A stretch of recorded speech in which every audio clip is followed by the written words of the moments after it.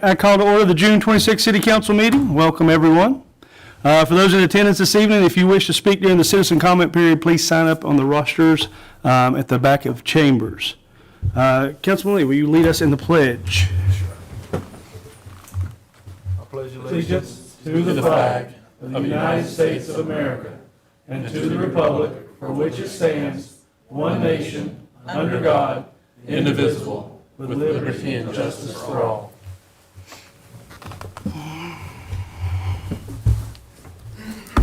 All right, let's go down the list here. All right, I'd like to entertain a motion to adopt the meeting agenda. So moved. Second. Any discussion? All those in favor? Aye. Any opposed? All right, the agenda has been accepted. I guess this week will be matters from Vice Mayor. I don't really have anything other than I hope Mayor Williams is having a wonderful vacation. I know she's watching from wherever for her undisclosed location. So hopefully she is getting the rest and relaxation she needs. Are there any matters from my fellow council members? Anyone? All right, let's roll right on. Next, we have the consent agenda. Do I have a motion to adopt the consent agenda? So moved. Is there a second? Second. All those in favor, any discussion? All those in favor, say aye. Aye. Any opposed? All right, passes 4-0. Moving on to item number 7. Receiving a report regarding operations and planned capital investment to the regional landfill. Mr. Hamp. Yes, sir, Vice Mayor Wood. This evening I have Cole Seldom-Ridge. He is the regional landfill manager, and Phil Martin, who is the executive director of the organization that was once known as the Augusta County Service Authority, now the Augusta County Water, just Augusta Water. And I thought it would be helpful, given the fact that we have significant capital investment coming at the landfill, and the fact that we have two relatively new council members who may not be specifically familiar with the operation of the regional landfill, to have Cole come and share what's going on operationally and share a little bit about the capital investment that's coming this evening, or coming in the near future. Good evening. Thank you all for having me. My name's Cole Seldom-Ridge. Like Mike said, I'm the Director of Solid Waste Management out at the Augusta Regional Landfill. I'm going to help you out here in a second, Cole. Gotcha.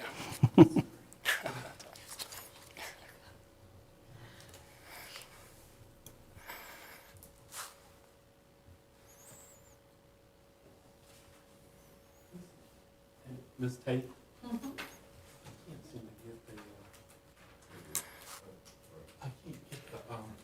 Mouse. That is not the regional landfill. Mm-hmm.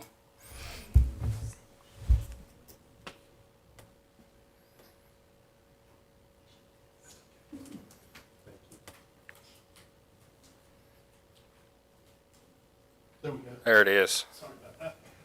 All right, no problem. Okay, I'll start by giving you a little bit of background on the site itself.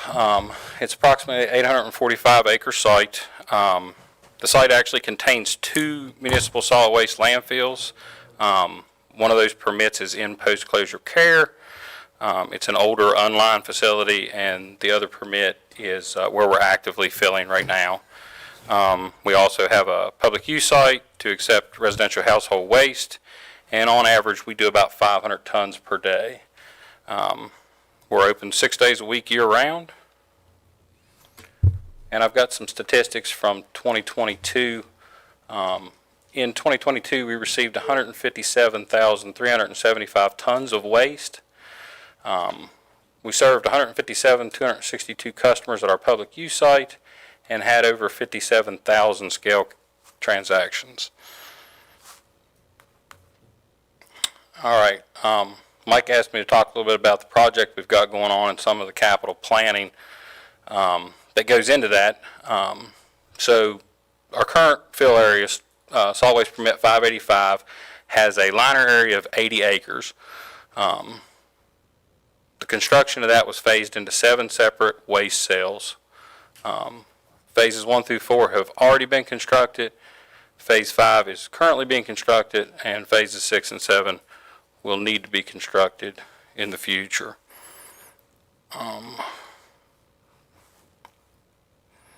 Before explaining our current project, I want to talk a little bit about the original construction schedule at the Augusta Regional Landfill. So it was permitted in 1995. Due to RCRA, the state made us get out of the old unlined facility and have a new Subtitle D line facility. So that's when we built 585. We started filling there in 98, and then in 2002, phases 2 and 3 were constructed together, and phase 4 was constructed in 2008. Tonight we're going to focus on phase 5, which is currently underway. But it's important that you understand that the original plan was to construct a new cell roughly every 5 to 8 years. In 2008, we modified our permit. Originally, the landfill in its entirety would have had a 4-to-1 exterior slopes. We amended that to make those steeper to 3-to-1, and that essentially added about, I've got it here. Sorry. It added 720,000 cubic yards of airspace. We also greatly improved between beginning to fill and where we ended up when we did the modification in 2008. We got a whole lot better at landfilling, so our density numbers went up a lot. And what that essentially did was added about 7 years of life to cells 1, 2, and 3. Now, at the same time we were doing that, we actually constructed phase 4. Although it had been constructed, it didn't receive any waste until 2016. So what you end up with is this long, period of time where you don't have any large-scale capital construction projects. And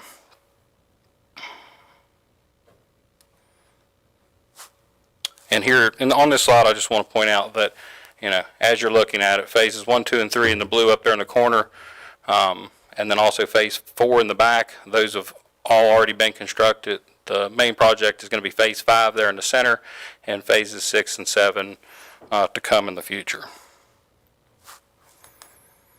All right, so construction of phase 5. Right now, currently phase 4 is at 76% full, which means we have to construct phase 5. And then there's a portion of phase 1 that is at final elevation. So it's going to need to receive a closure cap and a gas collection system install as well.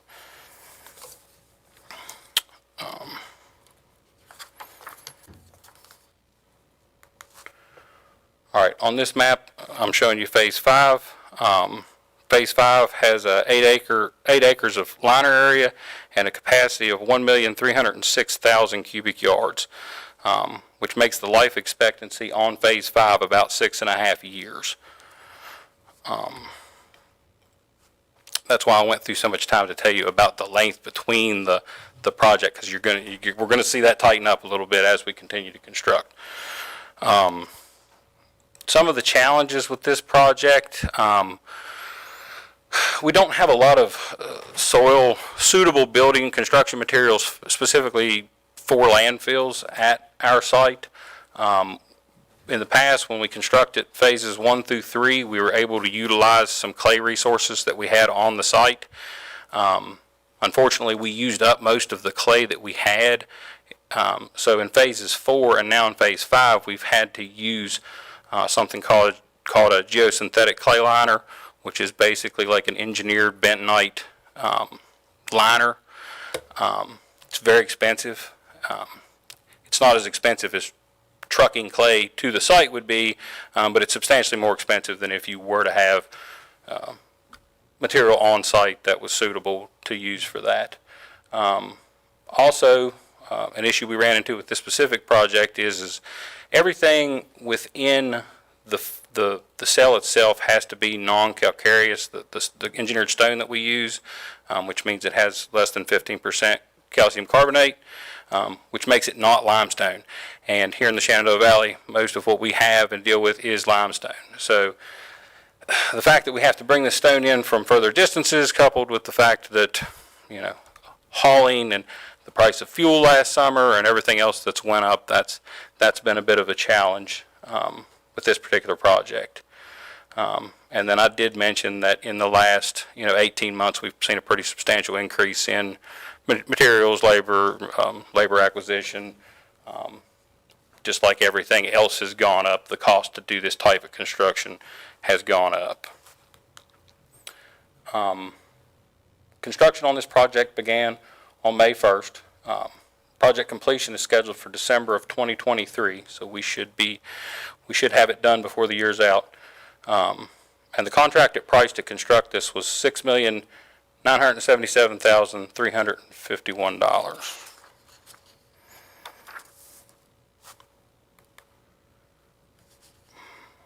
All right, so you heard me mention the closure and the installation of the gas collection system. Just to talk about planning for closure a little bit. Closure is a little bit trickier than cell construction.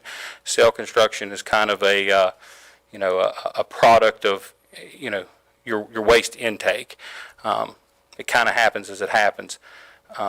Closure is not exactly like that. Closure is really dependent on when you achieve that final elevation. And the real trick here is achieving final elevation in an area large enough to make sense to have a contractor come in and cap it. And the reason I say that is because although you may be able to obtain final elevation in this area and not this area, the state actually, the regulation pushes you to close once you reach final elevation. So, you could be put in a situation where you've got a small 1.5, 2 acre portion that's at final elevation. Once you achieve that, you're put on a clock, and now you have to close that.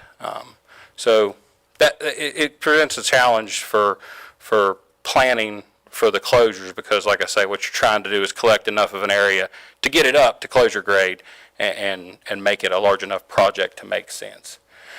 That being said, just like with construction, that ideally you want these costs and these projects to come at regular intervals. So we do attempt to try and put ourselves in a situation where we're closing a chunk every few years. So right now there's a portion of phase 1 that's going to receive a closure cap. Right now we believe that phase 4 should receive a partial cap sometime around 2029, 2030. The GCCS, we'll get into that in a second, but the GCCS, the good news about this project is we're installing the backbone of that system, the actual blower flare station, all the headers and the condensate lines. A lot of infrastructure that has to be there is going to get installed now.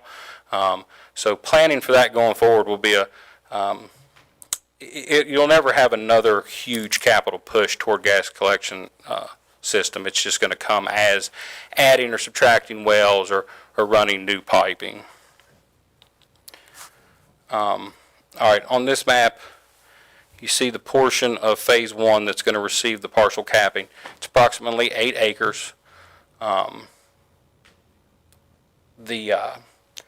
That portion of phase 1 is at final elevation, and there's no way for us to add any additional waste to it. So the state of Virginia said you must close that. Everything in phase 1, you can see that the border of phase 1 goes on around the top there, and there's a large portion of it that's not being closed. That's because years down the road, when we build phase 7, we should be able to add more waste in that area and bring that to a higher elevation. So for the time being, DEQ has said that's all right, you can do that. So we don't want to close anything. Closing cuts you off from, if you close too early, then you lose airspace. hopefully that stands, and we can leave that open until we get ready to put some more material in it.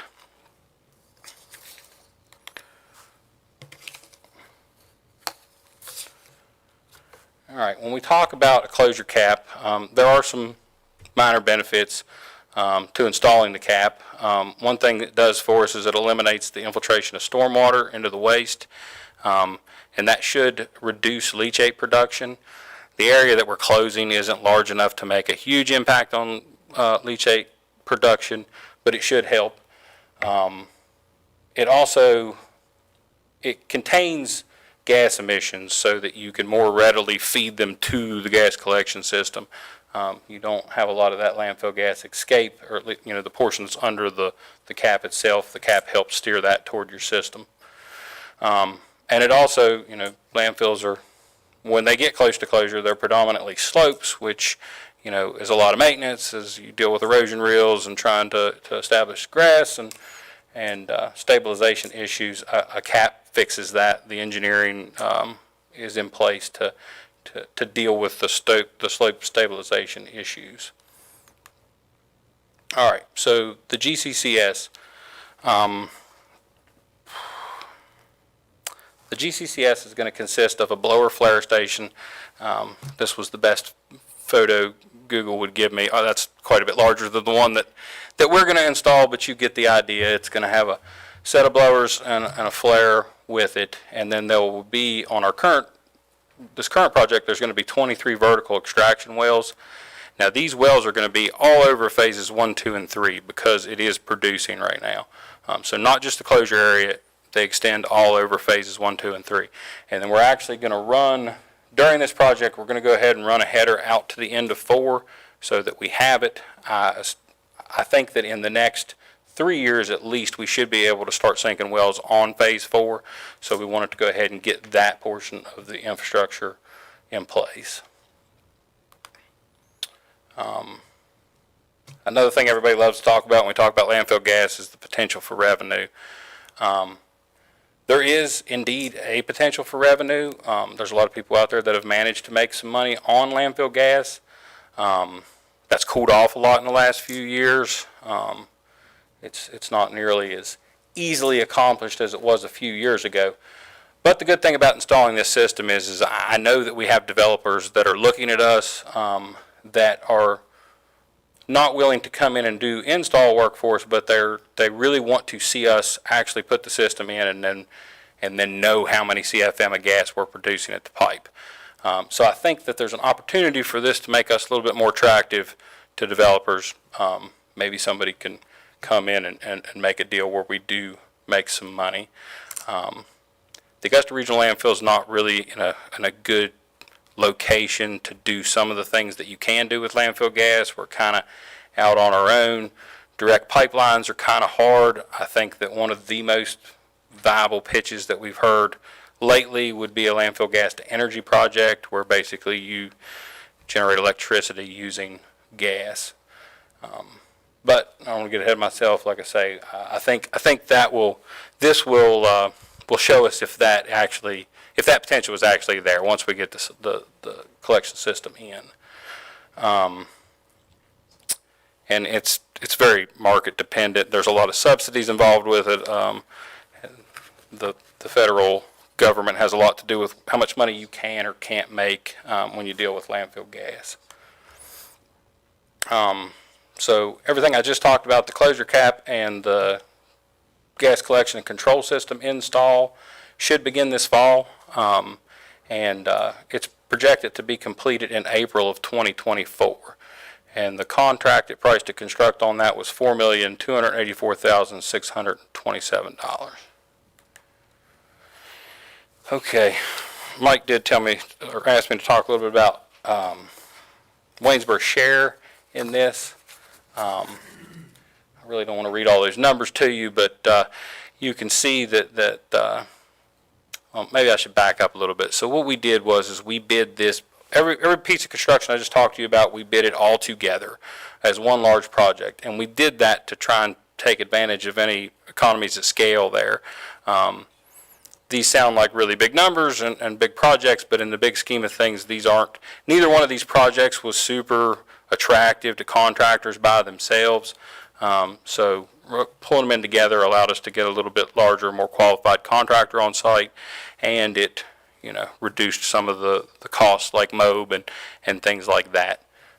So one contract, we're going to do them back to back. They'll finish phase 5 first, and then they'll roll right into the closure and the GCCS install. But there you see it. Total project cost was $12,340,000.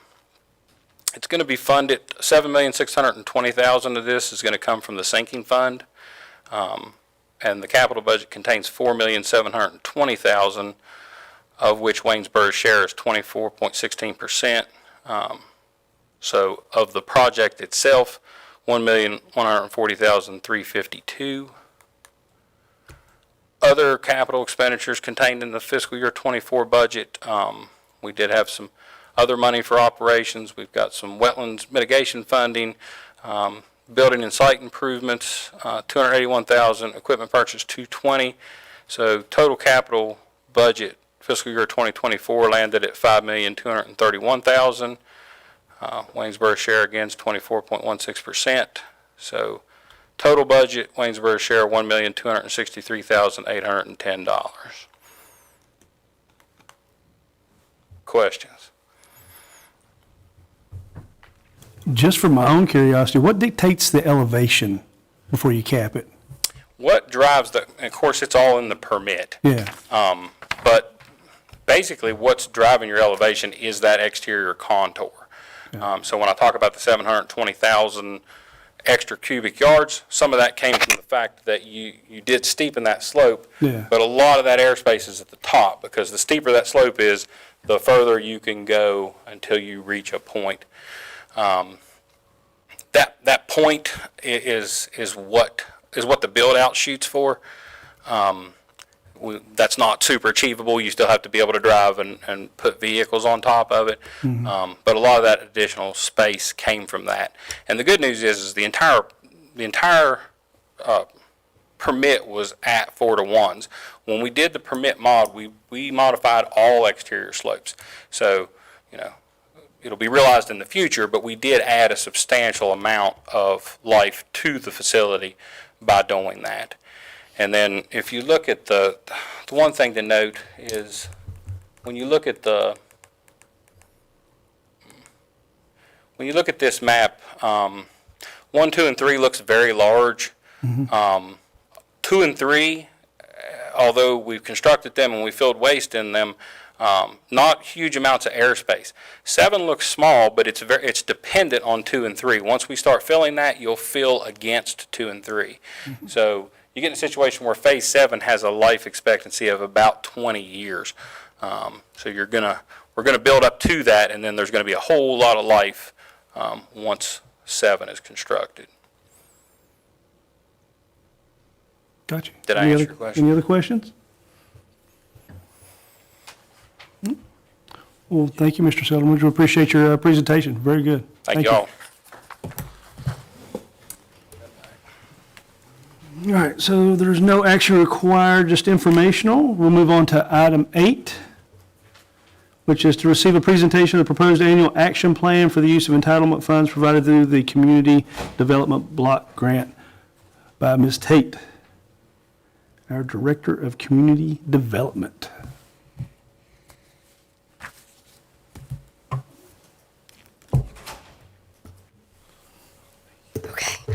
Good evening, Vice Mayor and members of City Council.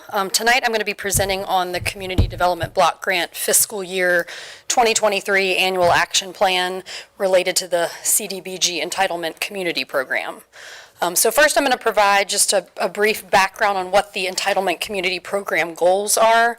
I'll overview the fiscal year 2023 allocation for Waynesboro and discuss some amendments from prior program years that make up the planned activities presented in the draft. Then I'm going to overview the means to provide public comment on the draft plan and an anticipated timeline for your consideration for adoption. And then lastly, briefly, I want to discuss some other possible ways to leverage CDBG funds beyond the traditional entitlement program. So while that last piece of the presentation is certainly related, it kind of should be viewed as a separate presentation in the fact that it won't affect anything that is happening with the fiscal year 2023 allocation, but it's just kind of there to provide you some possible programs that the city may or may not utilize in the future to leverage some additional funds. So Waynesboro is a CDBG entitlement community and has been since 2014. The yearly allocation received is based on a formula that is predetermined and can fluctuate and shift from year to year. It looks at a variety of things, including population, people in poverty, and housing conditions. The goals of the program are to develop viable communities by providing decent housing and a suitable living environment, and also expanding socioeconomic opportunities, specifically for low and moderate income persons. So the goals are accomplished through one of three national objectives. So one is that it provides a benefit to low to moderate income persons, and that calculation is determined by HUD, and it's 80% of the area median income, and then it's adjusted by persons in the household. So that comes out every year. So just as an example, Waynesboro's median family income is $43,480. So the income limit for a low to moderate income person benefiting from these funds would be if a family of four makes $38,068 would be the limit. Another way that the national objectives or the goals can be accomplished is that it could aid in the prevention and elimination of slums and blight. In that case, at least 25% of the buildings have to have been identified as deteriorated or deteriorating, or where there are high vacancy and turnover rates. That would require a determination by council that an area is blighted. We don't have that determination. We have done that in the past. We don't have that determination currently. So if we were coming back for projects to qualify under that objective, we would have to, again, certify an area as being an area of blight. And then the last way that you can utilize the funds is to meet needs having a particular urgency, and you can think about that as typically disaster relief. So this map shows the census tracts within the city that do qualify as low to moderate income census tracts based on census data. And I do think it's important to distinguish that the benefit can either be to a person, so the actual person's income would be assessed as a low to moderate income, or if the activity is kind of large enough that it's really not benefiting one particular household, like a housing rehab project would. But if it's some kind of larger infrastructure project, then it's looking at the benefit to the area, and that's when these larger census tracts come into play to identify the area benefit. So those are kind of two different ways to look at the low to moderate income benefit. So I'm going to, these are all federal regulations, so they're very complex, and so I'm going to kind of broad brush, but identify what funds can be used for. So they can be used for the construction of public facilities and improvements, and that's kind of a broad definition, but it covers things like water and sewer facilities, streets, new streets, neighborhood centers, the conversion of school buildings or other buildings for eligible purposes. There is the ability to utilize the funds for public services. You can think about those as, childcare, healthcare, homeless shelter services, but that is limited to 15% of your grant amount that's allocated in any one fiscal year. Funds can also be used for activities relating to energy conservation and renewable energy resources. Funds can be used for relocation and demolition of structures. It can be used for the rehabilitation of residential and non-residential structures. And it can also be used to provide assistance to profit-motivated businesses to carry out economic development or job creation retention activities that are benefiting low to moderate income persons. So those are kind of a broad category of what funds can be used for, and then typically what funds cannot be used for, which is maybe a little bit counterintuitive, but new housing construction cannot be done through these funds. It's the rehabilitation of existing or conversion of buildings to housing, but not new housing construction. You can't do repair or maintenance type activities with these funds, and then just kind of like general government operations are not eligible. So the 2023 annual action plan schedule, I want to kind of give that to you to kind of talk about the community participation we've done to this point related to the plan. So in February, March, and April, we started our community outreach. We did hold 2 community needs meetings. One was held at Rosenwald Community Center. We held another one at North Park. So you'll notice in the draft plan that it includes the input we received from those meetings. The draft plan then went on display for public comment on June 22nd, and that'll be open for a 30-day public comment period. So tonight's task is really just a presentation to give you an overview of the activities that are identified in the draft plan, kind of discuss the process. The next step will be a public hearing that'll be held before City Council on July 10th, and then Council will consider the plan for adoption on July 24th. And then you can see from this schedule that gives staff time to submit the approved plan to HUD for review to be ready for the federal fiscal year to begin in October. So what is the purpose of an annual action plan? It provides a concise summary of the actions, activities, and the specific federal and non-federal resources that will be used each year to address the priority needs that were in our consolidated plan. So again, it implements the goals and objectives of the city's 5-year consolidated plan, which is a 2019 to 2023 plan. The fiscal year 2023 annual action plan does include some substantial amendments from prior community development block grant years, and I will review those on the next slide, but those are years 2018, 2020, and 2021. The reason I use the word substantial is how we identify an amendment in our citizen participation plan. So we have a threshold by which if it's and I don't know the exact amount, but if it's under a certain amount, it's not considered a substantial amendment, but if it's over a certain amount, it is, and it kind of goes back through this public process so everybody's aware of, what projects from what program years are being funded. So for fiscal year 2023, the city's CDBG funding allocation is $172,162. And then the substantial amendments from prior years is in 2018, you have a little under $35,000 that was unallocated funds. And so those are being moved. And moving is not the right word, but it helps me understand it. They're staying in their prior program year, but they're going to the activities that we're presenting in this annual action plan. So it's kind of in the semantics, but they are being allocated. And then in 2020, it's roughly $1,300. Those were leftover funds from the Market Avenue parking lot improvement project.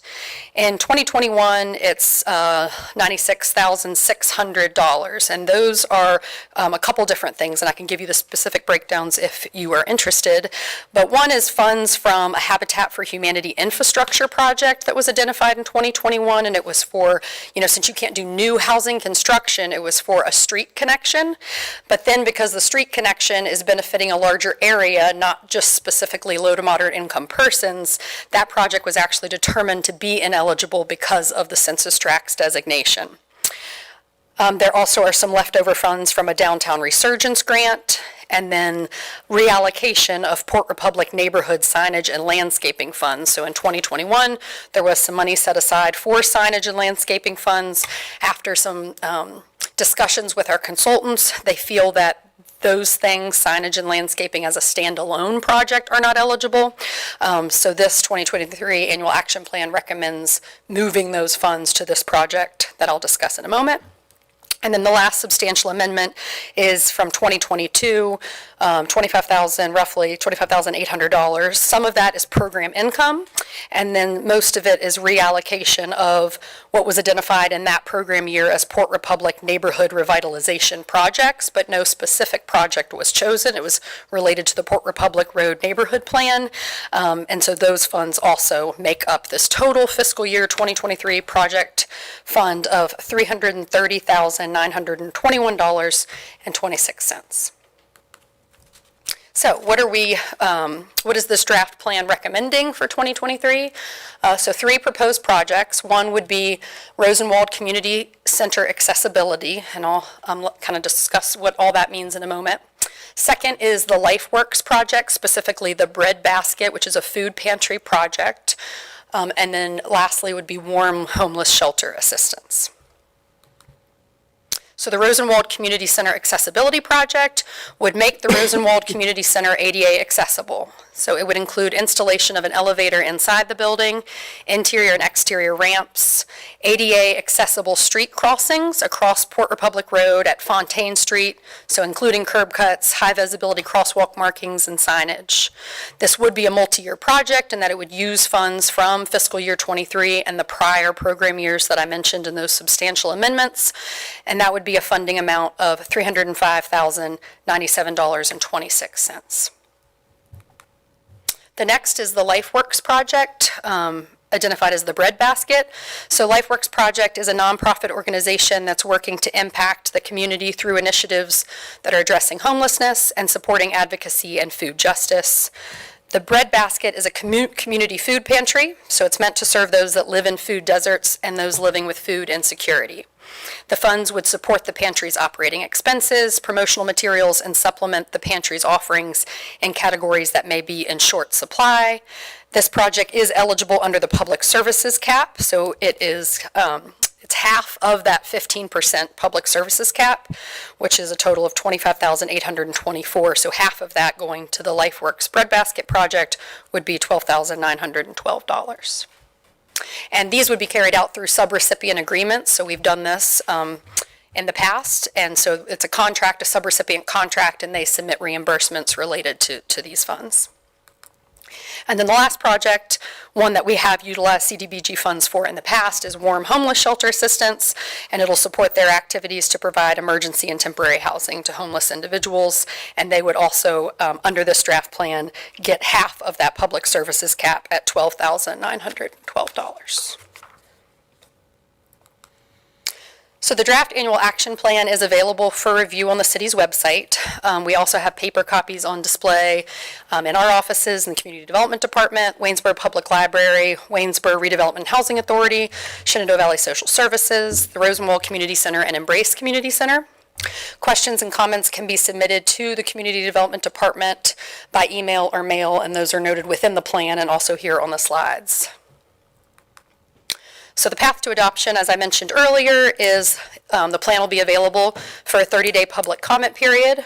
A public hearing will be held before council on July 10th related to the plan, and then staff will be asking for you to consider adoption of the plan at your meeting on July 24th. So I want to pause at this time for questions related to the fiscal year 2023 annual action plan before I briefly talk a little bit about some additional ways to leverage CDBG funds that the city may or may not consider in future years. When you were talking about the other projects and one got shot down because it wasn't considered the right area, have those projects already been looked over and approved, or is that pending? No, so we have been working diligently with our consultants, and they do feel confidently that the handicap accessibility for Rosenwald is, very clearly called out in the HUD guidelines. You can't spend money on government-owned buildings unless it's related to handicap accessibility, so it's very clearly carved out, and then the others fall very clearly within the guidelines also. So it has been vetted by our consultants as what we've presented in this plan would be eligible. Gotcha. Thank you. That's my only question. Anybody else? Where did the elevator project come from?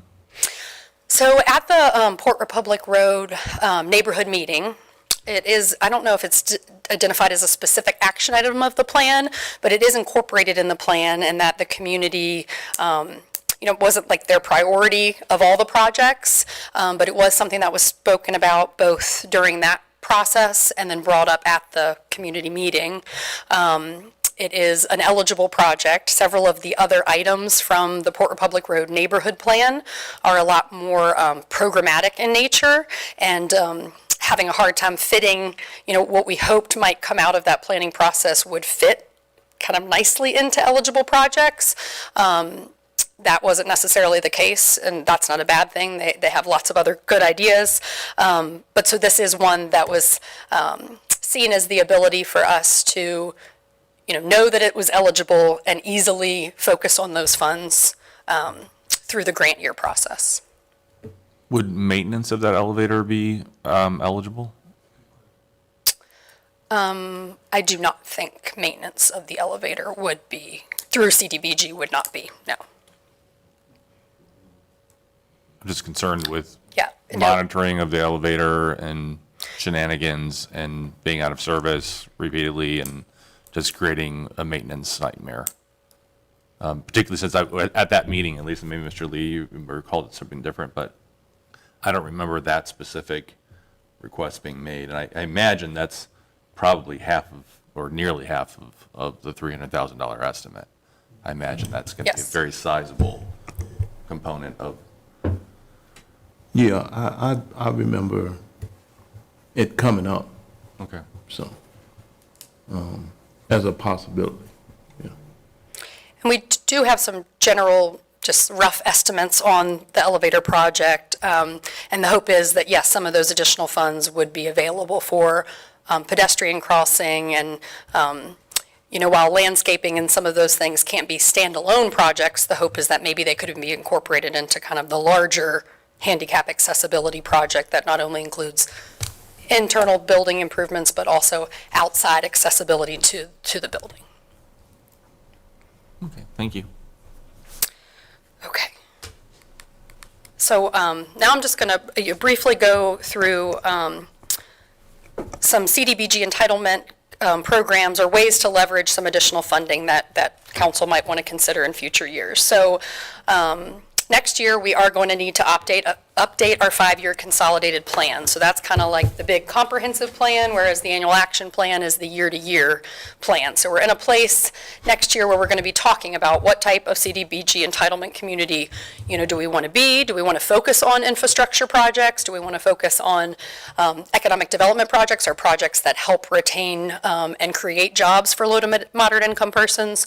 Do we want to focus on home repair? Some localities with a similar amount to what we get operate as a home repair only CDBG entitlement community, and they put out applications and they run it as a home repair. So those are all things we could be considering in our next consolidated plan that is coming up. So because soon we're going to be thinking about those things, I thought it might be a nice time to talk about some other programs. So there is the Section 108 Loan Guarantee Program, the HOME program through a housing consortium, and then there are competitive community development block grant funds, although those are not for non-entitlement communities or communities that don't participate in the entitlement allotments. So the Section 108 Loan Guarantee provides CDBG recipients with the ability to leverage their annual grant allocation to access low-cost, flexible financing for economic development, housing, public facility, and infrastructure projects. So this can be either done directly through a subrecipient partner or indirectly by relending the funds to a private developer or business. So the borrower pledges current and future CDBG allocations to secure the loan, plus additional security and collateral that's worked out with HUD. An entitlement community is able to apply for up to 5 times their latest approved entitlement amount. So for the city, that would be $810 based off our 2023 allocation. And the city of Lynchburg obviously is a much larger entitlement community than we are, so I'm not bringing this one up for comparison purposes, but just kind of what is possible or eligible. So the city of Lynchburg recently completed what they call their Bluff Walk Center. So it's a multi-use hospitality complex project that created approximately 97 new jobs, of which 51% were available to low to moderate income persons. And that was utilized through a Section 108 loan. I believe they relended to a private developer, if I'm not mistaken, and then I don't know the exact interest rates, but they are lower interest rates, and there is a 20-year time frame. So that's just one option, something that we might want to consider in the future. And then the next is the Home Investment Partnership Program, and that provides formula grants to states and localities that communities use, often in partnership with local nonprofit groups, to fund a wide range of building, buying, rehabilitating affordable housing for rent or homeownership, or even providing direct rental assistance to low-income people. HOME is actually the largest federal block grant to state and local governments designed exclusively to create affordable housing for low-income households. HOME funds are awarded annually, also based on formulas to participating jurisdictions, or PJs.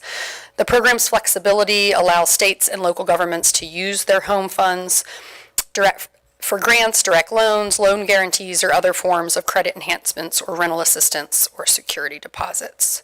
So the city of Waynesboro does not qualify as a participating jurisdiction for home funds unless we were to compete through the state's allocation, which often private developers do.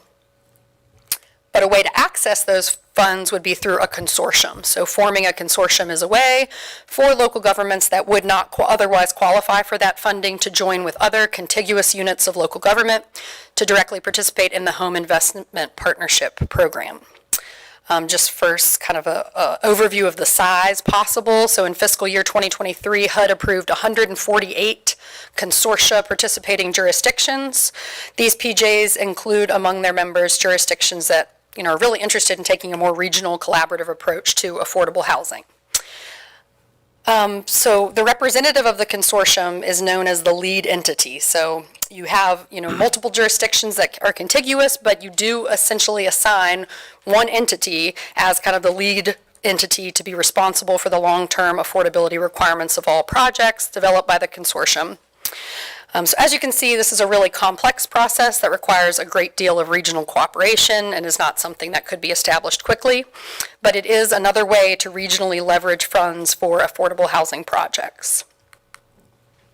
There's a tool that they have that HUD puts out where you can identify maybe all of the contiguous entities that you may want as part of your consortium, and that'll give you the amounts that you would be allocated. So they have a tool that kind of helps you assess that, but again, it would require a great deal of regional cooperation and trust.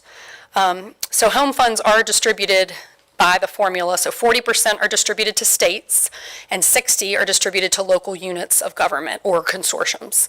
So just the creation of a new consortium would result in a decrease of funds to other local participating jurisdictions nationwide, since that 60% is distributed to a larger number. And then last, I'll just talk very briefly about community development block grants, so the competitive grant process, which is for non-entitlement communities. The two that I'm going to focus on are the two in bold, so community development block grant community improvement grants and community development block grant planning grants. So this slide is hard to see, so I'll review some of the numbers, but this shows a breakdown of funding for these competitive grants for 2023. So the total allocation was roughly $29.5 million. And of that, just under $14 million was allocated to competitive grants, $1 million for planning grants, $6 million for open submission, which covers like public services, community economic development, construction-ready water and sewer, and like regional water and wastewater. And then another $1 million is set aside for urgent need or disaster relief projects, and roughly $7.5 million as supplemental infrastructure funds. So that was like the total statewide allocation. And so this next slide shows the maximum award you could apply for based on the relevant category. So you can see these range anywhere from $250,000 if you're doing a standalone public services project to up to $1.6 million if you were doing a comprehensive community development project that covers 3 different activities. So it is a competitive process in that of that, roughly $14 million that's allocated to competitive grants, entities could be asking for as much as $1 million and a half for that individual project. And so you are competing throughout the state for those. So planning grants are essentially what you would have to do first, to get one of the larger grants is apply for a planning grant, and those cover those same categories. A total of $1 million was set aside in 2023 for planning grants. So the $50,000 to $60,000, and it just depends on the category. Some are 50, some are 60, but that would be the total planning money. But those are more like open rolling grant processes, but ideally you'd apply for a planning grant and receive that to help you know, and be competitive in a community improvement grant process. So that's all I have, unless anyone has any questions. I just wanted to go over some of those additional ways to leverage CDBG funds and exist other programs. Any questions? So the planning grant, that doesn't require that you not retain your entitlement community status, correct? You can do that as a supplemental application? I'm not sure. I'd have to check. Okay. Because I think, long-term, just kind of how you make the wheels of the process maybe a little bit faster. We know is across the country about affordable housing and the need to address that to the extent that it's practical or possible to lean in and pursue a planning grant to identify a process by which we could use future either through the competitive program or through our entitlement initiative to do public utility improvements to homes in eligible neighborhoods, I think would be incredibly important and valuable from the folks I've talked to. And but in order to get that going, if we don't get it going Right. this year, Sure. I mean, it's 2 or 3 years out. And so it's just 2 or 3 more years where people are at risk of retaining home ownership and or being able to even market and sell their homes if they needed to. And I did recently attend a regional HUD program where a lot of people were sharing great ideas and things that they were working on. And so there was another locality, I can't exactly remember the place right now, but they were getting anywhere from like $90,000 to $100,000, so even smaller than our allocation. And they were running, like I said, a home repair only program where they had an application system, homeowners could apply. I think the max was $10,000 they could request, but it was based on things like roof repair or utility repair or things like that. And then there was certainly a system by which they were selected and determined to be eligible. And so that is something that we could consider. One thing that I did hear, though, is that a lot of localities are struggling to get contractors I guess, on board. You would want to go through the procurement process to have the contractors there and available for the home repair program. So it definitely wasn't something we felt like up and running we could do by this October, but it is being done, and there's a lot of great resources out there if we wanted to move to a home repair style with the amount of funds, seeing that as a really good way to expend those down and affect people's lives most. And maybe that's even something as along the lines of that's something that the CSPDC might be able to assist with in doing a multi-jurisdictional procurement process for a home improvement sort of based program. Contract. Similar to the current contract that they have for planning, technical assistance, engineering assistance, yeah. I know we've had people here talking in the past about like the rental inspection stuff. Would a program like that be eligible since the actual property owner may not qualify or fall in that category, but it would affect the renter? Yeah, so a rental inspection program, you can utilize CDBG funds for that. I don't know the exact, it's definitely complex, and what the funds are going towards would have to be evaluated. But yes, you can utilize a portion of the funds to run some portion of the program. Just for like repairs and, yeah. Yep. Anybody else? All right, thank you very much. Great presentation. Thank you. That was a lot of information. All right. That was an informational item. Number 9 is where we're moving to now on the agenda. Item 9 is to consider appointing 3 viewers and an alternate to consider an application by Haley Chisholm and Morris Incorporated to close and vacate approximately 0.677 acres of unimproved streets and alleys described as Ohio Street along Block 40, Lot 1, and Ohio Street along Block 42, Lot 12, and North Augusta Avenue between Block 40, Lots 1 and 2, and Block 42, Lots 12 through 16, and 4 feet of Lot 17. Mr. Hamp. Yes, sir.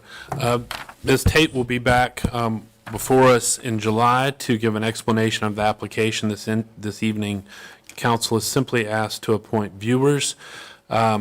We're down to 3 viewers at this point, so you don't have a lot of choice this evening. Doris Holvey, Dot Sayre, and Andy Cruz. And I might respectfully suggest that we identify Andy Cruz as the lead on that. So we'll need a motion to appoint the viewers. So anybody would like to make that motion? Thank you, Mr. Allen. Is there a second? Second. Thank you, Mr. Short. Is there any further discussion? All those in favor, say aye. Aye. Any opposed? All right, that passes 4-0. Item 10, receive a report on the South River Preserve Project. Again, Mr. Hamp. This evening, Mr. Jones is before us to present on a project that will mobilize and initiate probably in early July, and it's the culmination of a lot of persistent and diligent work through various staff. Several of the members of council participated in working with the Secretary of Natural Resources and other state agencies and federal agencies for that matter to secure an allocation in the settlement with DuPont for the mercury contamination in the river. But given the fact that this is a pretty significant project in our downtown area that's going to start within 30 days probably, I thought it was important to have Dwayne come and give a presentation on what the council and our community can expect. Vice Mayor and members of council, it's my pleasure to be here this evening to discuss two important projects for our community along the Greenway, South River Preserve, Rockfish Run, and then Loft Springs Park. Just to take a step back, and for those of you that may not remember or those that may be listening or watching, that this was a long process. As many are aware, that Waynesboro DuPont was officially DuPont from 1929 to 2004. It's gone through a couple of name changes over the year and is currently the Lycra company. The mercury was, when it was DuPont, and it was released between 1929 and 1950. As Mike mentioned, the U.S. Fish and Wildlife Service, Secretary of Natural Resources, we refer to them collectively as the trustees, work cooperatively with DuPont to assess potential impacts, and the trustees propose a settlement that includes $42 million for restoration projects. We were fortunate to get 2 of those projects, and again, I'll highlight details about that. What we call NERDA, or NERDA settlement, there are some goals that were involved in that, mainly improving wildlife habitat for migratory birds, water quality, BMPs, which are best management practices, improve fish habitat, land protection, recreational enhancements, fishing improvements, and river access. Through this long process, I used to tell folks you need to think like a fish and a bird, and these are the projects that we can do with these funds. It did cover a large area, about 35 miles of the Shenandoah River, 100 miles of the South Fork of the Shenandoah, and then about 24 miles of the South River. So there are projects scattered all along what we call this watershed. There was an injured reserve, and those were ecological things like sediment, mussels, fish, reptiles, but also bats, mammals, songbirds, fish-eating birds, and waterfowl. And there also were recreational impacts with human interaction, and that was fishing along a lot of these rivers. This is separate from what we call the riverbank mercury remediation that Corteva, which was a subsidiary of DuPont, has been working on for many years, and now I'm excited to see the last bank in North Park was completed several years ago. And so with this work, this was more regulatory in dealing with what mercury they identified that could be removed along the riverbank. The NERDA funds are for things that damaged habitat or damaged bird life, if you will. The remediation piece, again, there was lots of projects taking place, but this was an area where they would remove, where they identified what we called hotspots of mercury, and then basically came in with geotextiles to basically ensure that if there were mercury left over, that it would not end up in the South River again. And then this was the very first primary bank that was in Constitution Park, and this was shortly after it was planted. The NERDA timeline is quite long. We started this in 2016 with meetings with U.S. Fish and Wildlife, Secretary of Natural Resources. I did the math. We've gone through 3 governors. We're on our 3rd governor in this process. In 2017, the notice of funding and application process was released, which we applied for. We submitted a number of projects to the trustees on behalf of Waynesboro. 2 were selected. And in 2019, with the South River Preserve, we brought in our architectural and engineering firm. 2020, obviously, there was some COVID time. That was about a 2-year process of public meetings, master plan development, a floodplain study, and then a final phase 1 of that master plan that we'll be talking about in more detail was the final implementation with this particular funding. Again, our engineering plans and big documents were prepared in 2022, and then I'm excited to say that we're basically in the final home stretch to getting that contractor under contract and hopefully mobilized in the downtown area before the end of July. They anticipate potentially finishing this in 2023, but we've done a lot of these projects, so I'd like to say we'll be completed by spring of '24 with the final wrap-up. Just a shot of the general area. Familiarize yourself with the large parking lot, the area that used to be considered the DuPont recreation area, and then the area there along Constitution Park. This was the first iteration and the iteration of the master plan, which really looked at everything from Broad Street, including the museum site, and a large, complex set of things that we thought were important to incorporate in a master plan. This phase 1 focuses on the immediate need and the funding that we have available at the time. This is the pared down version, again, of the phase 1 of this overall master plan for downtown. These are the engineered drawings. I think this works. So we have it's about 2/3 of the parking lot that will be remediated space. We do retain some parking lot in there, but it will be drastically different than what folks are used to, about 11 acres of asphalt. This is the engineered plans of very intense planting areas. Because this is in the floodplain, we had to create a project that had what's called a no net rise. So the only way it's a little bit counterintuitive, but to plant trees and to plant vegetation in the floodplain, we had to excavate material so that trees and vegetation actually contribute potentially to flooding. We have to do some major excavation in this area. And what they came up with this design is a couple of things, this sort of flooded forest. These are some of the excavated area. It will require another bridge similar to the bridge that we have as you cross across the Broad Street, underneath the Broad Street Bridge. It also involved Rockfish Run. This is, again, used to be a straight stream that dumps coming from Jones Hollow down into the river, created a meander, some different pools, also habitat plantings, and again, to encourage birds to stop over, stay in the water. This is really going to be a habitat. We don't really have any plans for public interaction in this area. Certainly is open for that, but it really was a habitat section on that side of the river. This is just another recap of some of this area. Again, this was what we're calling the flooded forest area that will be excavated down. Some other things were improved fishermen access. There's a couple access points. This river theater, which is kind of similar to what we have between the bridges now, again, needing to take material out of there, but also allowing folks to get down to the river. It's not very easily accessible now.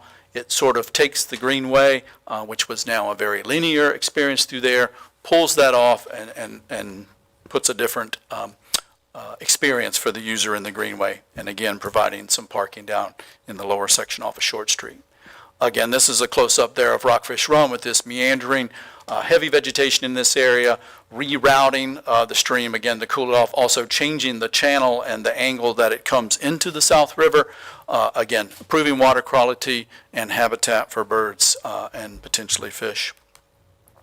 One other exciting piece that we were excited to put as part of this is another connection into the Dominion Shelter. The way when McElroy was taken out, it sort of left this disconnected to the overall park.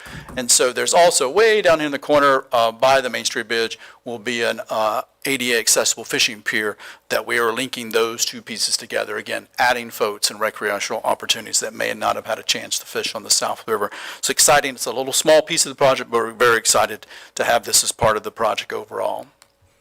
Again, the design narrative, this is a long process using successional planting. So we're going to start with small plant materials, small saplings. Those will eventually grow into forested type things, and all along that stage, attracting different types of bird and different types of wildlife. So it will be drastically different over time. It will not look exactly like a forested area, but this is a 5, 10, 15-year build-out time for the plants and those types of materials to grow in to really change that habitat. Also, the second project that was selected by the trustees was the Loft Springs Park, or Loft Springs Natural Area. This is down, this is the current Loft Springs. This is the Greenway, the YMCA is over here. And it's basically this large parcel here. And there's the Greenway going across there. And of course, this is the Invista lot, or the Lycra area. Similar goals as along with the South River Preserve.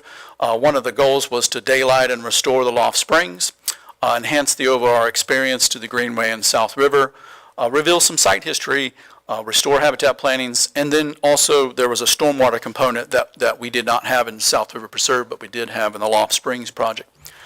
Very excited about some of the things that will be taking place in here, and that's daylighting the Loft Springs. It currently shoots into a pipe, and once you see it out of here, you don't ever see it again.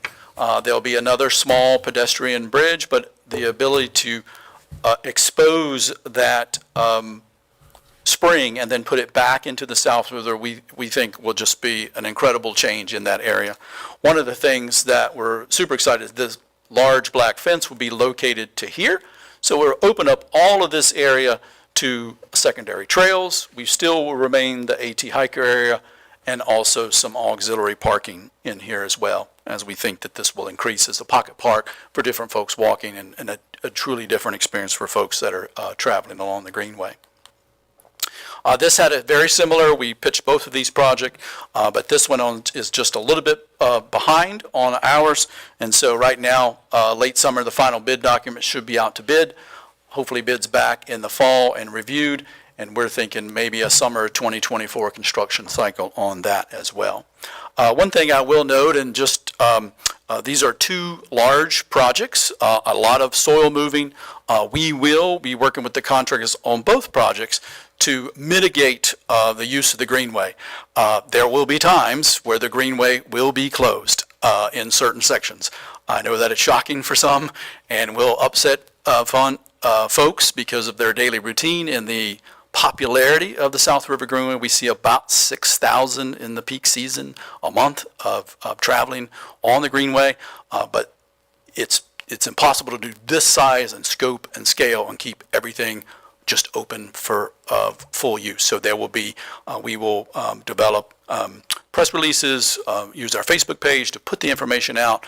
We're working with the contractors to try to have as minimal, but again, this amount of dirt simply cannot be moved with people walking along the existing Greenway. So we're working with them to try to come up with plans as we do that to make it as less interruption as possible. The total, this is not cell 5 at the landfill, but it's still a great project.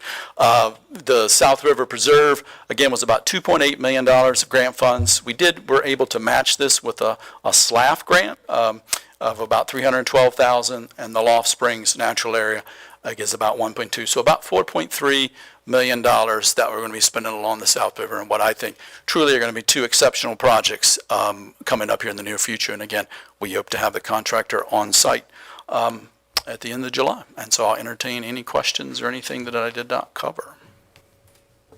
Any questions? All right. Look at you and your drone shots going over here.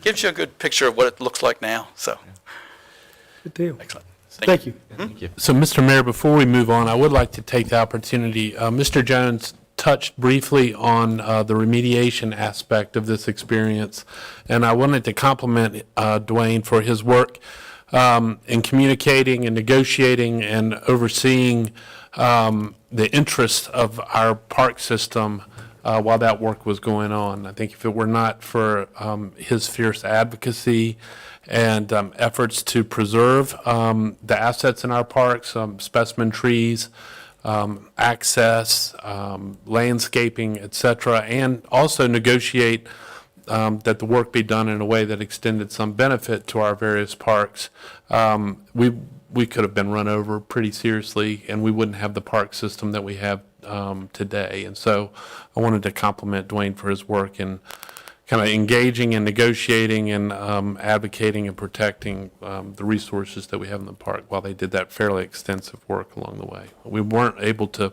save everything along the way, everything that Dwayne wanted along the way, but it was pretty significant, and I wanted to acknowledge that. Nice, very nice. It is a lot of juggling.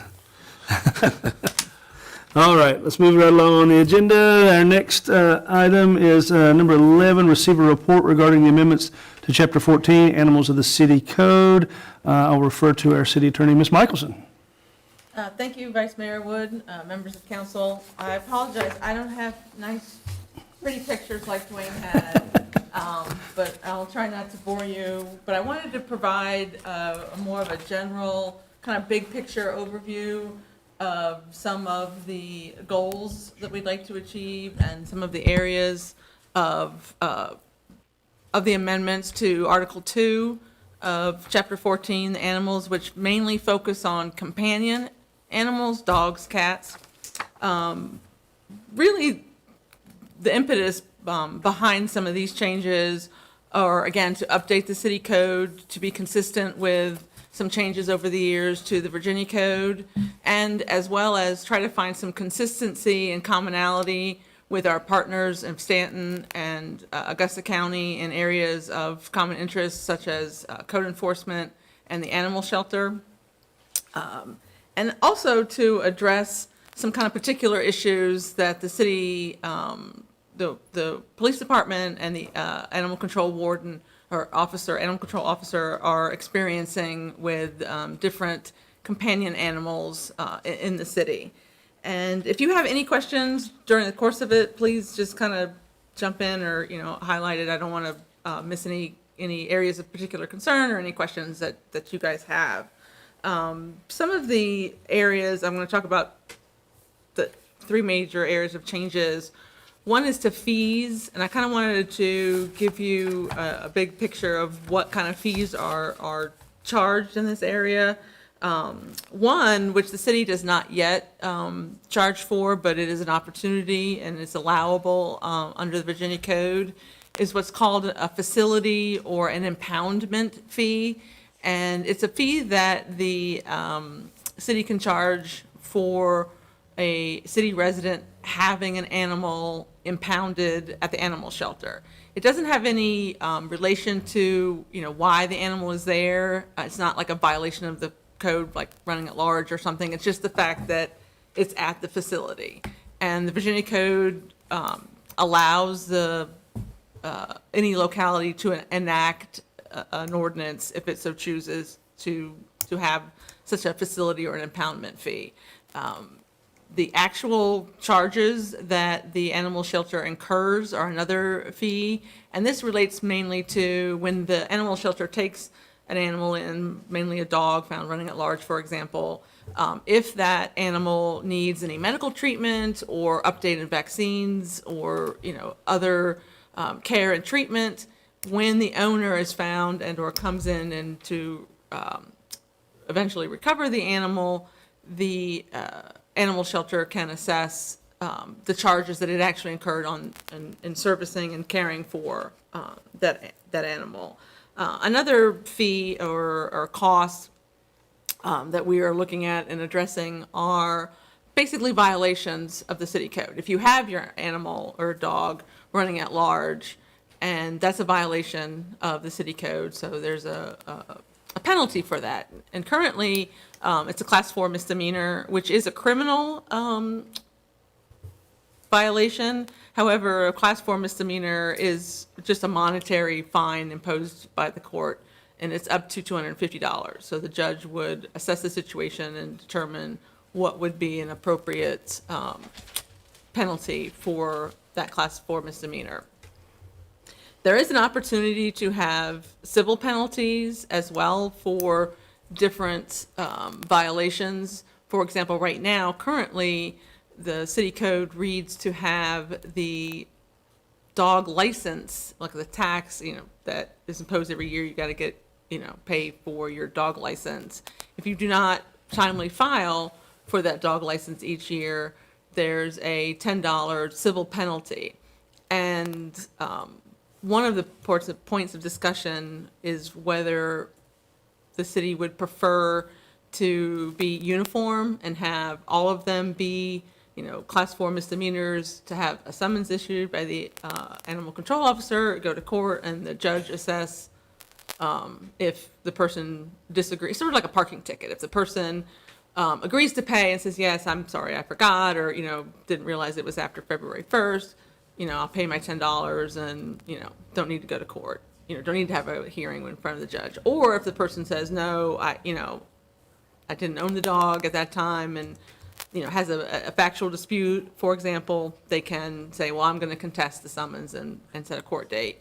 And our recommendation in speaking with staff and, the Waynesboro Police Department, as well as the animal control officer, it probably would, our recommendation would be to have some uniform consistency. And we feel that the criminal, even though it sounds onerous to say it's a criminal violation, it really just is a penalty, a monetary penalty, but have it all go through the court system so that, if anybody has an objection to, any of the, that they didn't really violate the city code, it can be heard in court. Because, for example, if we impose a civil penalty, such as we do now with the dog license tax, if somebody does object to that, ticket, that they didn't pay their dog tax timely, it would then just cause another sort of layer in the procedure if we went through the civil route and achieved the same end as the monetary, because then we would have to file the summons separate if the person didn't pay their ticket or their summons, file a separate action to go to court to put it in front of, the judge or whatever. However, if we started out that way from the beginning, it would obviate that extra step. And again, just provide everybody with an opportunity to prepay or, no, I want to object and, go to court. So that's one of the recommendations. And if anybody has any feedback on any of these kind of recommendations or things that I've discussed with staff, that's why one of the reasons we're making this big picture presentation, so we can get your feedback and your input and thoughts on, some of these matters. Another point for input that I touched on a little bit is, like I said, the impound fee. Right now, Waynesboro doesn't allot for it, neither does Stanton or Augusta County, but it is an opportunity, and I think it's used by localities in other areas which seemingly the city has in talking with city, the ACO, that there's a lot of frequent flyers. The same people seemingly have animals impounded on a habitual basis. And if an impoundment fee or a facility fee was adopted by the city, the Virginia Code also not only allows for that impoundment fee, but allows for increased fees if you habitually, if you've got a second or third or fourth of the same animal, keep coming in. And I think that it's an opportunity to perhaps provide an appropriate assessment or incentive for certain, chronic violators of that system. Some people may not feel it's important that, oh, well, I get my dog back, I pay the $10 fine, I move on. However, if they know, or then they're going to incur, well, it's $10 the first time, $50 the second time, $100 the third time, they may provide that incentive to say, well, maybe I'll be more cautious about, letting my dog out or making sure that, the gate on the fence is closed or whatever. So that's another area that, if you have any particular thought process about that, we'd like to know the council's thoughts on that area. Another area that we've incorporated some changes into, and it's really just updating it, is service animals. We've provided a definition of service animal, and provided particular exemptions, like for the dog tax, for areas that dogs are not allowed. It's important to have those exemptions for people, who are deaf or blind or other service needs from their disability, to incorporate those exemptions in there, that it doesn't apply to service. A lot of these violations or these prohibitions don't apply to service animals, service dogs. And we also might be adding some more definitions, again, depending on some of the aspects or some of the additional code things we decide to put in there, or council decides to put in there. Some of the areas that are kind of unique, maybe not unique to Waynesboro, but unbeknownst to me before I started speaking with ACO Anderson, was that apparently Waynesboro has quite a few exotic or wild animals in the corporate limits, and the city code does not address that situation right now. And Officer Anderson has been lucky that she's had situations recently with poisonous snakes, for example, and the owner was very cooperative and released those snakes when there was a situation involving them. But if the owner had not been so cooperative, the city code does not provide any relief or avenue to address that situation. And, her concern and our concern is that, when you have those type of animals and other, reptiles or poisonous snakes that could pose, significant danger to, the health, safety, and welfare of the public, the Virginia Code, again, doesn't have any default. So it's up to each locality to kind of see how or if they want to address, those type of animals. And most localities do have some type of prohibition on wild, exotic, poisonous, endangered species, threatened species, just to say they're not prohibited, they're prohibited. You can't own them in the city, which is our recommendation, which also, again, leads to the step, sort of like we had with the chickens and roosters. Well, what does that mean for the people who already have them? Is there a grace period to allow these owners to, rehouse or relocate appropriately their exotic or dangerous animals? And if not, have a vehicle for the animal control officer to appropriately rehouse or, take custody of those animals. So we kind of wanted to get some feedback from council on, one, is that an area council's interested in having some regulations on?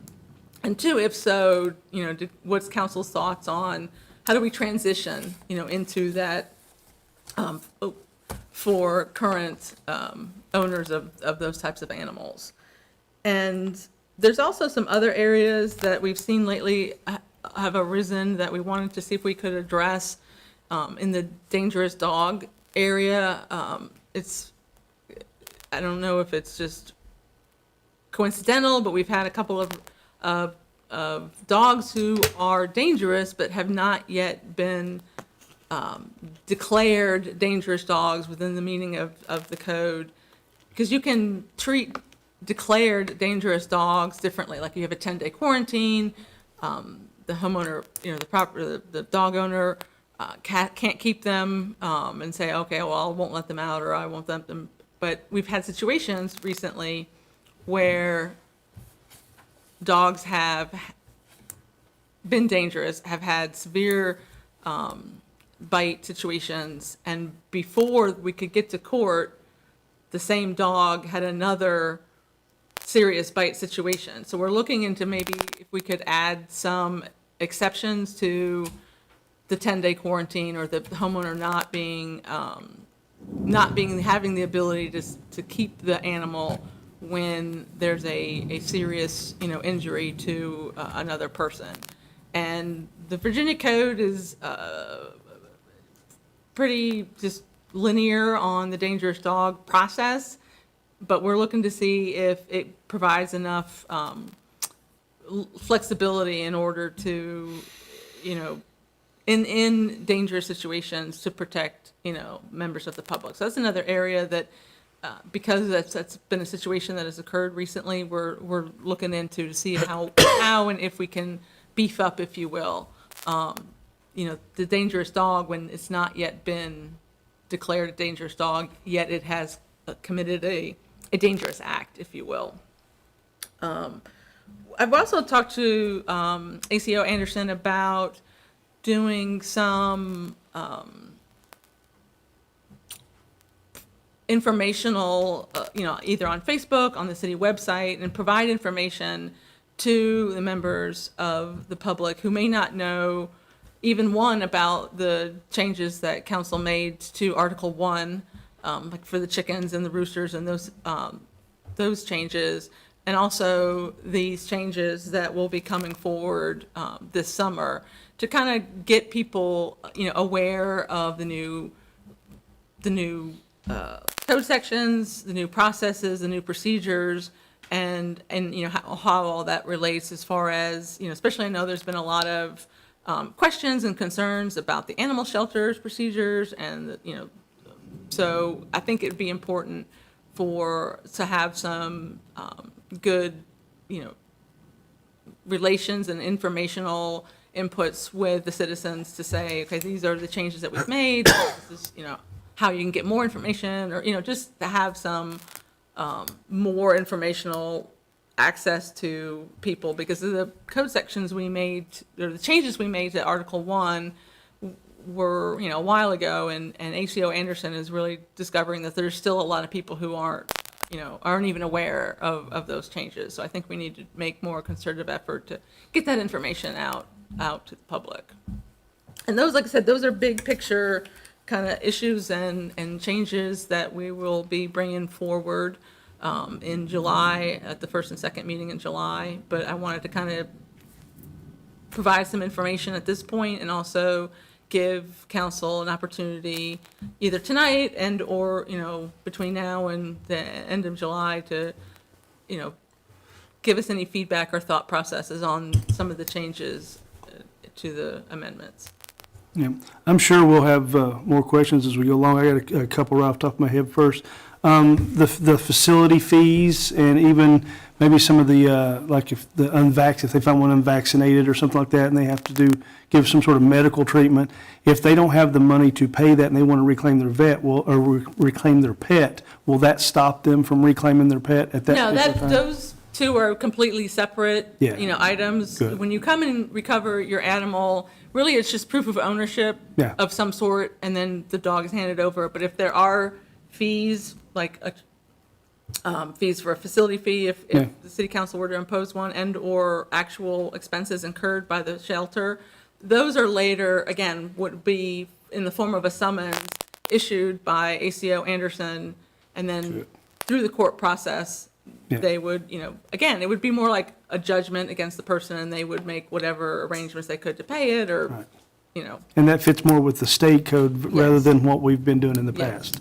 And that was, like I said, part of the process of just bringing and updating our city code to some of the changes over the Virginia code that have been, Yeah.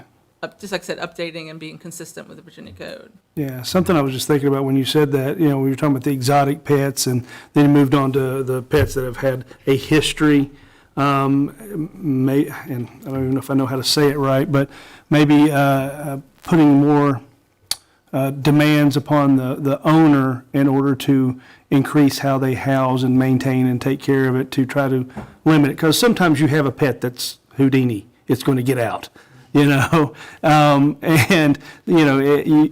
know there's parts of the state code that talks about, if the owner has done their due diligence to be able to do everything they can, then there's a little bit more exception for them. Yes. It's just a rowdy pet.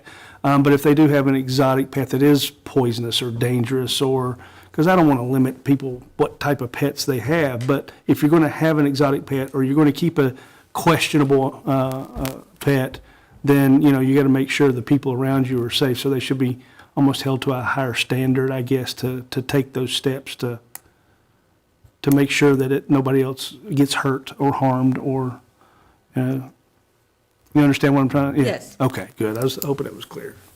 And that's, I think, one of the reasons why it's important, at least in my view, to keep the violations class 4 misdemeanor, so that the judge has that discretion, Yeah. you know, under the code to look, hear the circumstances. All right, is this a Houdini dog, or is this a habitual offender who just opens the door and lets the dog run out, and then at 8 o'clock at night it just calls him back in, and it's been running the city all day?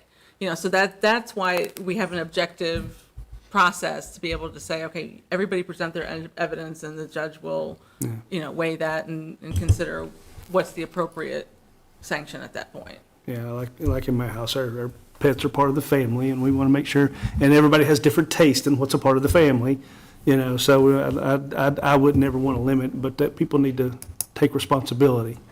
And I think I just created a new term, the Houdini dog, right? That was it for me, but I'm sure we'll talk more. Anybody else? I just have, I'm trying to understand, that definition, is that a state definition for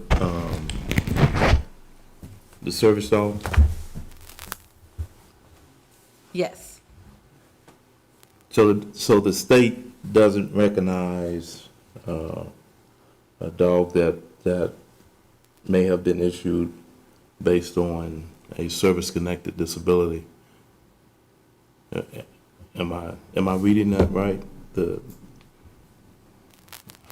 Emotional support. Yeah. Yeah, it's just, it's not for an emotional, service dog doesn't mean an emotional support animal. It means a dog that was trained, or an animal, that mostly a dog, that was trained to provide a service to a ability impaired, you know, individual. For example, somebody who's in a wheelchair that assists with the wheelchair, or a blind person, or a deaf person. It's the dog provides a service to the disabled person, where an emotional support animal is just, it's more of a psychological or a mental health issue that makes me feel better. That is not the definition, or is not included within the definition of a service animal. It's a separate category of an emotional support animal. So those animals would be, I think I read somewhere in this document further down, they would be prohibited in stores and things of that Unless nature. the store owner you know, that specifically, you know, allowed them. So the emotional support animals would fall under all of the provisions that, just like any other normal animal would, that, you know, they're not allowed in cemeteries, they're not allowed in stores unless the store owner had a policy of allowing them themselves. They have to have a license. They have, you know, so all the other things that, just like any other dog owner would have, an emotional support dog would have to follow those same regulations, but a service dog would not. Okay, so that this is nothing new. Right.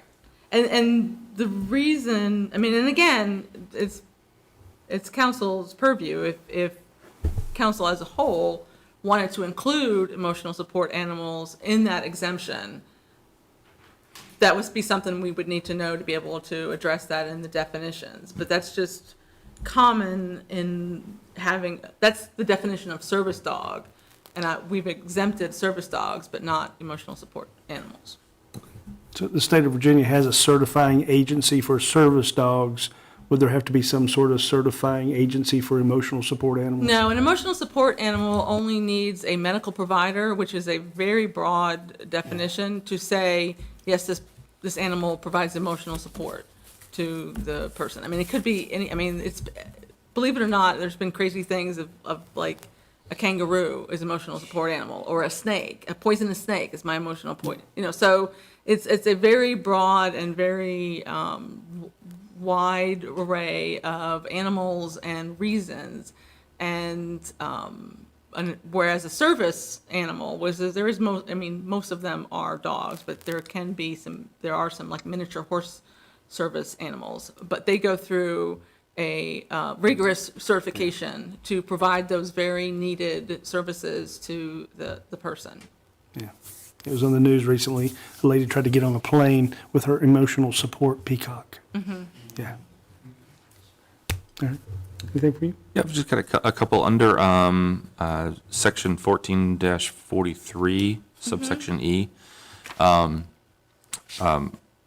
second sentence states, any dog not licensed or any dog or cat not vaccinated as required shall be impounded by any animal control officer or police officer and confined in the city's animal shelter. I guess to add that qualifier that existed in the previous sentence, that any dog running at large not licensed or dog not vaccinated. Understand the distinction there? Because it's not really a carry. It's not. I didn't infer it as a carried over implied statement.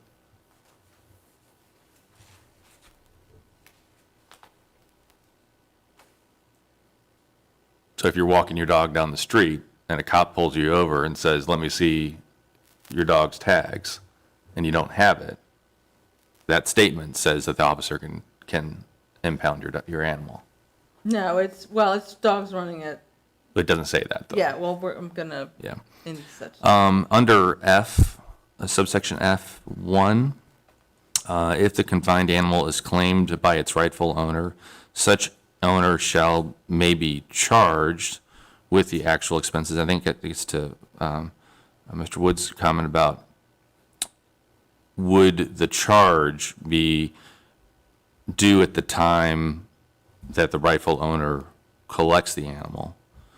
And so I don't know if maybe it's a little bit of semantics or lost in the semantics, but such owner may be charged and subsequently billed, which is a suggested language, subsequently billed with the actual expenses incurred in keeping the animal, so we can add a clarifier that if you don't have the capacity to pay to collect that animal for whatever the circumstances, you can be billed and sent to collections or whatever the case may be. And that, you bring up a good point. I'm glad you addressed this, Mr. Short, because I wanted to also add or suggest adding a provision I've seen in other localities where it sets out specifically what is needed to retrieve your animal from the animal shelter. And so that maybe having another, subsection to say, this is all you need, some form of, proof of ownership of the animal. So that way, if there's any fees, that's not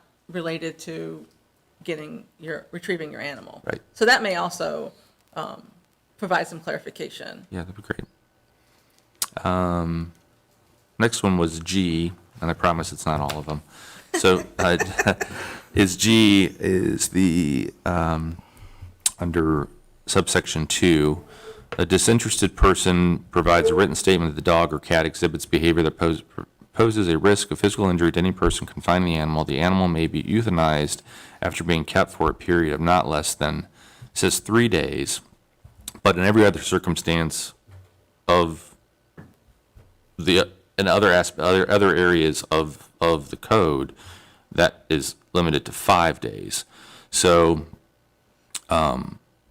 and understanding that the disinterested person shall not include a person releasing or reporting the animal. If the animal is, in essence, is that I think having 5 days and having that as a blanket provision of 5 days across every interaction with an animal seems appropriate. And what's another 2 days if we can, because it can be a very stressful experience for the animal as well, and they might need a couple days to cool off before they can exhibit normalized behavior. And so, rather than saying 3 days, if it's deemed that this animal is harmful or dangerous, we can euthanize them in 3 days. I think it should be we should just hold tight to the 5 days, because that's every other circumstance that we Okay. have. See, and I think this is the last one. It is the last one. Section 14-44, dog licenses and taxes. I remember a gentleman that I think Mr. Allen you might recall this, Bruce. It was a few years back that he failed to license his 5 or 6 dogs by February 1st. And so he went in and he got a heck of a bill. And so when you cannot pay your water bill on time, and we assess, I think, a 10 or 15% increase. You cannot pay your real estate taxes on time and be assessed a 20% increase penalty. But in this case, we're charging a 140% increase to it, and that just seems wrong. I mean, if you lose your dog tag, you got to pay $1 to get a replacement with the exact same imprint that was on there previously. But to recover, the penalty is a 140% increase from what a $7.50 normal fee would be. My recommendation is that we lower that to $3, so that we keep it in line with, on the high end of it. Because at the end of the day, it just feels like we're trying to Gouge. monetize it. Yeah. And again. And if you have multiple animals, like in this gentleman's case, it was just not intentionally, just goofed. And so he came in to pay a $7.50 and then had a $50 bill on top of it, and it just seems excessive. Well, and again, it's what the desire of council is, but I think the thought process, if you think of it, again, big picture, 10% of your real estate bill is going to most likely be in the hundreds, but 10% of a $7.50 is not going to be an incentive. It's not going to incentivize people to go in on February 1st to say, I got to renew my license. So I think it's the incentivization of, how is it going to be large enough to make sure people go down to the treasurer and say, again, I have this dog, because otherwise nobody's, and maybe they won't for $3 or $10, but it's just to try to provide, whatever that sweet spot is to get people. And so that's why most localities, $10 is probably actually low end for, a lot of the localities. Because actually most localities charge more than $7.50. Because that was one area where I was wanting to know if council had any desire to increase it. Because, for example, Stanton charges $10 just for the annual license, as well as Augusta County. But again, it's the pleasure of the body. So you guys can keep it at $7.50 or raise it to $10, or raise it to $10 and lower the violation.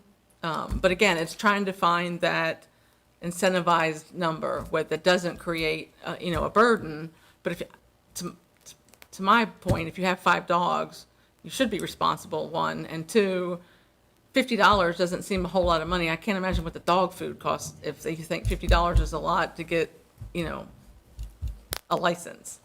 Dog food for a week was probably $50 for 5 dogs. Yeah, but if you're getting $400 a month in Social Security, $50 is a lot of money. And so,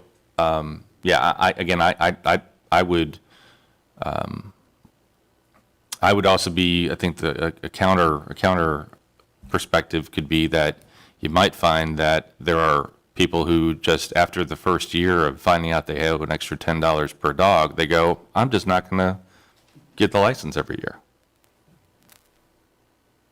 So you have lots of non-compliance. Yeah, I see your And point. that's, like I said, I will, make that change and we can, you guys can. Yeah, discuss it. it's just an idea. It's just, I just thought No, I mean, 140% I is. see that's some nods, so I think Yeah. it's something you guys can discuss at the. And that was it. Yeah. I didn't have any more. If we lower it and then we see it's being abused, we could raise it. We can always go back up, yeah. Yeah, right. Yeah, it sounds like we all kind of agree on this. I'm not, but I think, at the time, We're not getting any vote tonight. No. yeah, that's what I say, we've got time to discuss it further and. Because there could be bring something, it back up other later. underlying thing that we're not thinking of tonight. Yeah. Yeah. All right. Is that it for everybody? All right. Thank you, Ms. Michaels. Thank you. Thank you. All right. Moving on to item 12, it is to consider adopting ordinances 12A appropriating grant revenues to school fund and 12B appropriating insurance recoveries and sales scrap to the general fund. Do we just vote or do you need to explain that, Mr. Hamp? Unless Cameron needs to add anything. The school fund ordinances are all grant-related, most of them school nutrition for about $350,000. We only do those because we're the taxing authority, so we have to adopt their budget. The various revenues from the insurance proceeds and sale of scrap is about $39,000 in insurance proceeds, where we had a couple light poles hit and a truck rear-ended that they're replacing, and about $2,000 in sale of scrap from Public Works. So, Gotcha. and both can be introduced and adopted this evening if. All right, let's do that then. Is there a motion to adopt ordinances 12A and 12B? Thank you, Mr. Allen. Is there a second? Second. Thank you, Mr. Short. Any discussion? All those in favor say aye. Aye. Any opposed? Vote passes 4-0. All right, item 13 is communication, correspondence, and calendar and comments from the city manager. Mr. Hamp. Yes, sir. I have one quick item, and that's simply to inform the council that we found out today that we were successful in our grant application to the Department of Criminal Justice Services. You may recall in March, I alerted you to the fact that there was an opportunity to apply for a grant, and these are ARPA funds distributed through DCJS, and that the police department, the chief, have put together an application that would fund and equip the acquisition of 5 patrol vehicles, and then also acquire some more modern, more safe, more effective breaching equipment. And so we found out that we were successful in that application. We'll be moving forward. Fantastic. Very good. That's great news for the city and our police department. Item 14, citizen comment period. Do we have anybody signed up? Yes, sir. I have one individual, Mr. Kevin O'Connor. All right, Mr. O'Connor, remember the green light will go on. You get 4 minutes. I think it's at 30 seconds. The yellow light will come on. If you would, please repeat your name for the record, and if you would, your address. My name is Kevin O'Connor. I live at 1230 Jackson Avenue. That's Waynesboro, Virginia, Shenandoah Heights area, and that's why I'm here. I'm here with an issue. It's an increased activity of illegal activity of ATV and motocross riding in the Shenandoah Heights area. There's these groups of people that have turned Shenandoah Avenue, Jackson Avenue, and Misty Ridge into their own racetrack. And who does it affect? It affects me and my neighbors. One is a 92-year-old gentleman who has fear of sitting out of his own front porch. We can't even sit in our own backyard without them racing by. They're going across land that doesn't belong to them. What have we done? We've reached out to an attorney who try and do a cease and desist, and he advised us there's not much he can do for us, to contact the Waynesboro Police Department, which we've done on 3 occasions. On 2 occasions, we've called and we got the same dispatcher. This is over a 2-month period, maybe a little less than 2 months. And I hate to say this, we got the same dispatcher twice, and what it seemed like we were almost a burden to him. No police showed. On the 23rd of June, which was this past Friday night, we spoke to a dispatcher, and it was a different dispatcher. And yes, the Waynesboro Police Department did show up, and they approached the group of people at the one home that this was affecting. They promised them not to do it again, and before I left here, they were out doing it again. What are we asking for? We're asking for just maybe a little bit more of a police presence in the Shenandoah Heights area. And I know everybody's busy. We're a growing city. It's a wonderful place to live. The Greenway is a great place, but that's what we're asking for. And I'm going to end on this, and I'm going to go back to the fear part of it, okay? A life that's lived in fear is a life half lived. And those poor people where I live in that area are living in fear from these people. And I mean, it's just something that maybe we can address somehow. Thank you for your time, folks. I appreciate it. Thank you. It's the only one? All right, well, in that case, that brings us up to item 15, Mr. Allen's favorite. I'll make the motion, Would anybody like to second? I'll second. I don't think we need any discussion. All those in favor, say aye. Aye. Any opposed? All right, our meeting is adjourned.